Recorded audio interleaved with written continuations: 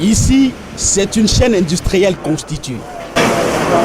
La banane circule à flot, les ouvriers se grouillent pour une production bananière des plus impressionnantes.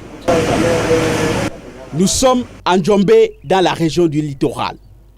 Le chef de délégation de l'Union européenne au Cameroun, le chef de la représentation régionale de la Banque européenne d'investissement et une suite importante touchent là du doigt les réalités d'un projet soutenu par l'Union européenne.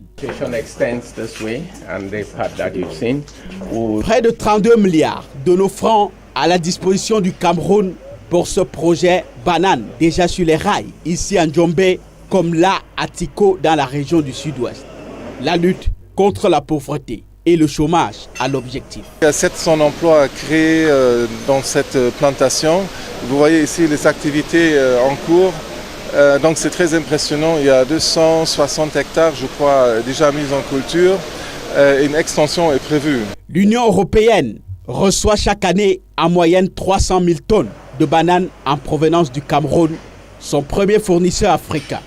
Évidence donc d'intérêt à encadrer et à financer la production. Et le financement de l'Union européenne nous a aidés pour la construction d'un dispensaire, certaines infrastructures sociales comme les restaurants et surtout pour l'expansion parce qu'on a une deuxième phase qui est de 250 hectares. 250 hectares à conquérir à coût de moyens, l'Union européenne est là en soutien. Le Cameroun est le premier bénéficiaire de ce programme destiné à la filière banane.